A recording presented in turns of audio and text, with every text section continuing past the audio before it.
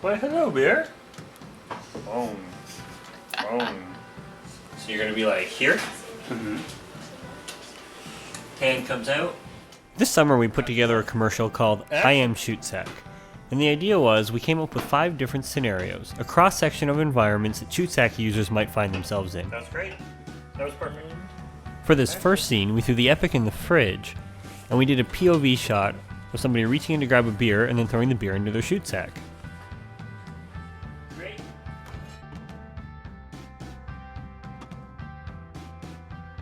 We called the piece I Am Shootsac because we wanted to shoot it almost entirely from the perspective of the bag. So we open up here with a lens going into the bottom of a Shootsac, and then a Shootsac going into a tote and shoot, really reinforcing the idea that it's from the perspective of the bag. And as we go through the different scenarios, we're shooting at the height of the bag.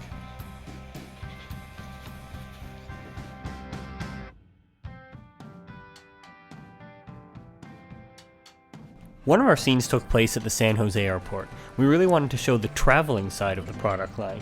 Shooting at the airport while it was open meant that we had to keep our setups pretty compact, but we wanted a lot more life in the shots than a tripod or a monopod would offer. We chose the pocket jib and a K-pod setup so that we'd have something with a small footprint while still very easy to move and gave us very dynamic shots. Our next scene took place on the beach. Here we wanted to show the fashionable side of Shootsac. We got lucky enough that Jessica was shooting a styled portrait shoot on the beach that day. So we followed her along. The idea is we wanted a really grand shot to play off the setting. So we wanted to start on the ocean, have the camera fly back and reveal the couple, and then end on the Shootsac. The only way we could think to achieve that was to have the KC-12 paired with the Revolution head.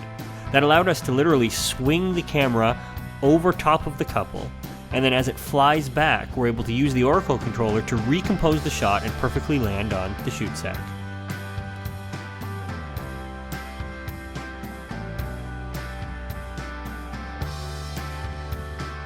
Our last scene was definitely the most exciting.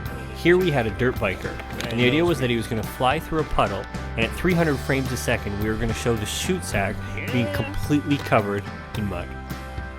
Unfortunately, our first location fell through, and our backup location just happened to be next to a set of train tracks. We guessed we'd probably get 3 or 4 takes before the cops showed up. It can be easy to get overwhelmed when you know that you have such a short time to get a shot. Especially so when you have a pretty elaborate setup like the KC-12 and the Revolution head all on the K-pod. But what was really calming is knowing that once we put it all together, it was going to work perfectly every single time. We had so much flexibility that we could quickly get the camera exactly where we needed it.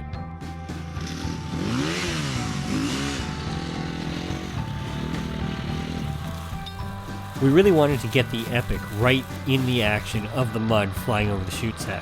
We fastened a set of L brackets to the top of the matte box.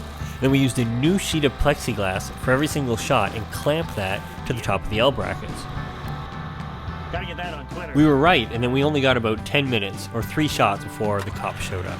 But what was really lucky is that while the first one was trying to get us out of there, the second one got completely sidetracked with how cool the Kessler crane setup was. I don't know what you did that time, but